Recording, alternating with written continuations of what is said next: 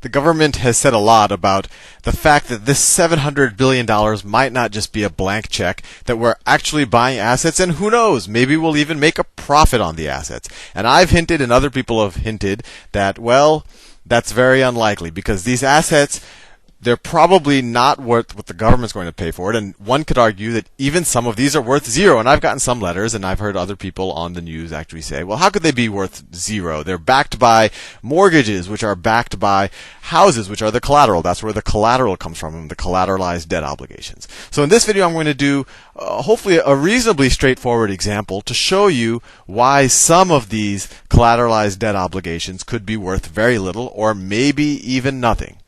So let's just do something simple. Let's not talk in terms of, millions of homes. Let's talk in terms of 10 homes. Let's say I were to create a very small mortgage-backed security. Essentially, I give out 10 mortgages, right? And let's say each mortgage is $1 million. So let's say that's 10 times 1 million more.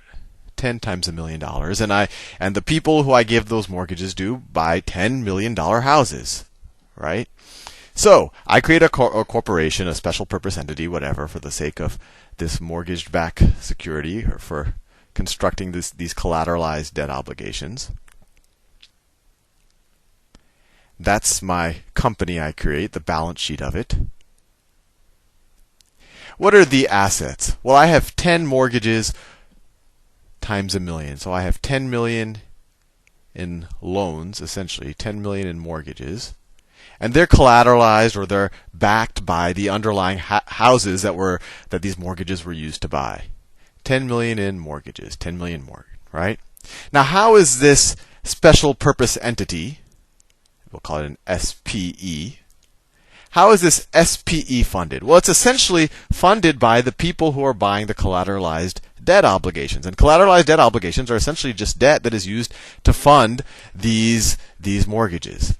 And what's interesting about a collateralized debt obligation, see, in a mortgage-backed security, I would have just given these 10 million mortgages, and then in this corporation, I would have just issued, I would have issued 1,000 shares, and so each share would hold 1/1000th of this value, right? That's a mortgage-backed security. But in a collateralized debt obligations, I split it into buckets. So what I do is, let's say I borrow 3 tranches. I just call that buckets. I'll make these the 3 buckets. So I go to some people and I borrow, of that 10 million that I essentially lent out, I borrow, let me say, I'll make up a number, $5 million. 5 million from these people, and these are the senior debt holders. So essentially, these people are going to get, both this debt holder and this debt holder has to get wiped out before this guy gets impaired. And impaired just means that you get less money than you lent, right? So I borrow 5 million from somebody else, and they're going to get the lowest. I'm going to pay them the lowest interest rate because this is the safest bucket. So think of it this way: let's say these 10 mortgages. Let's say that I'm getting, let's say I'm getting 8%. And let's say that I'm paying, they're giving me $5 million. Let's say that I'll pay these guys 5%. And why are they willing to take a lower interest rate? Because essentially any defaults on this side will hit these 2 buckets before it hits these people. So this will be a very safe debt instrument, or an arguably very safe debt instrument. And I'll do more about that in a second. And let's say I borrow another, let's see how to make the numbers worth right, another 4 million from some other people. So they give me $4 million. I have to pay a little bit higher interest to them.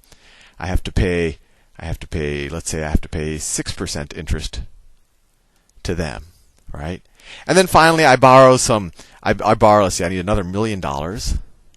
I borrow $1 million from people who are willing to take the biggest risk. So if there's any defaults over here, these people are going to be wiped out before these people get touched. And actually, we can figure out the appropriate amount of interest, right? How much money is coming in per month before anyone starts defaulting? Let's see, I'm getting $800,000 in per month.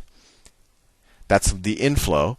And then on the outflow, let's see, I have to pay these people 5 million times 5%. That's $250,000. So that's how much I'm paying to that tranche.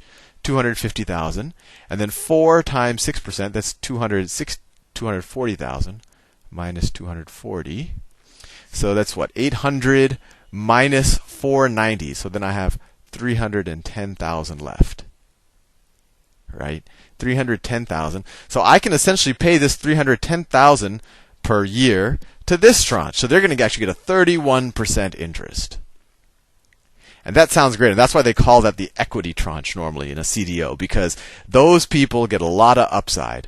But guess what? If there's any defaults, these people get wiped out first. And just to make this example clear, let's just do it very simply, because you could model this out and assume some type of prepayment, et cetera, et cetera.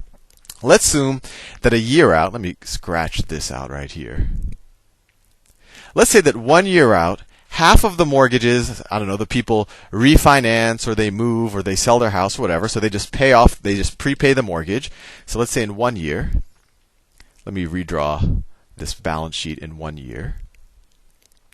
So in 1 year, let's say 5 of those borrowers, so this is a year later. Magenta is my color for a year later. A year later, half of those borrowers just refinance or they sell their house, so they just pay us back $5 million, right? So we get $5 million. I'll put that on the asset side of the balance sheet, right? This is assets,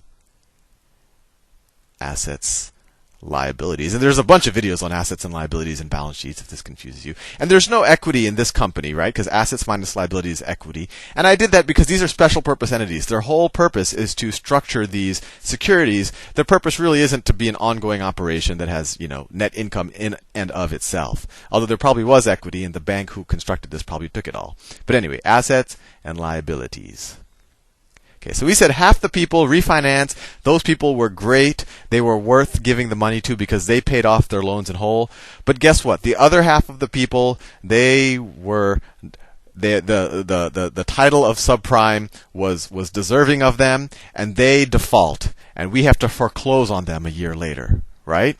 But all's not lost, right? We don't lose that $5 million that we lent to those other 5 million people because they had homes, right? These are collateralized debt obligations. We are able to take their houses. Unfortunately, it's a really weak real estate market, and let's say, just for the sake of argument, that we take those 5 houses from the people who didn't pay, right? 5 paid, 5 didn't pay. We take the 5 who didn't pay's houses, and let's say when we sell them, we're only able to get, I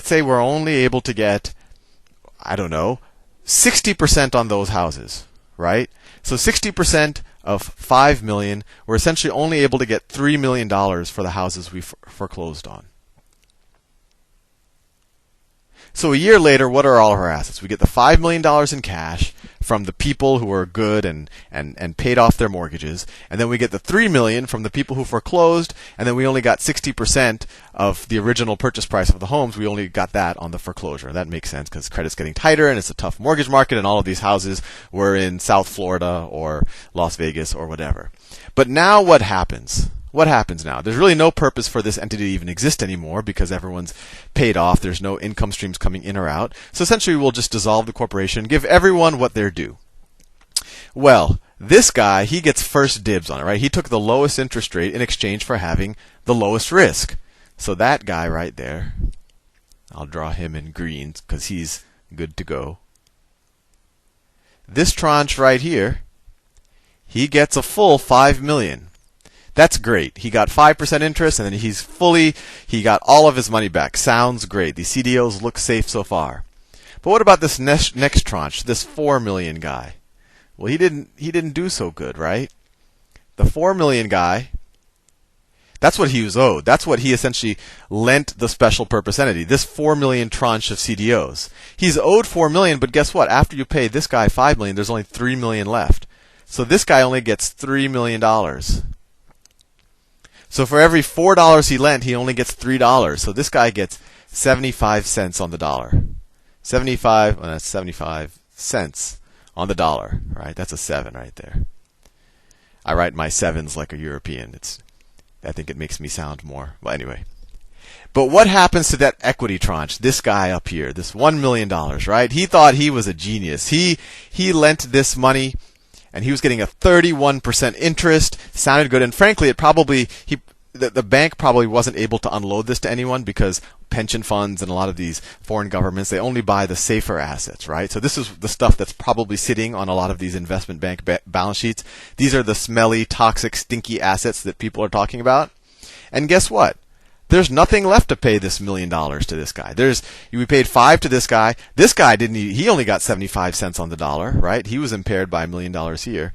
And then this last tranche up here, he gets nothing. So the question is, these CDOs that are on bank's balance sheet, are they these CDOs? Are they a share in that tranche of debt? In which case they're very safe, but I would argue in which case the banks probably aren't looking to unload them as quickly, or they can probably find buyers. Are they this tranche? In which case maybe they're worth 75 cents, but even at 75 cents you're just going to break even. Maybe they're worth, at 60 cents on the dollar, maybe they're a good deal. Or are they this stuff? And if they're this stuff, then they really, really, really are worth nothing, at least in the example I just gave.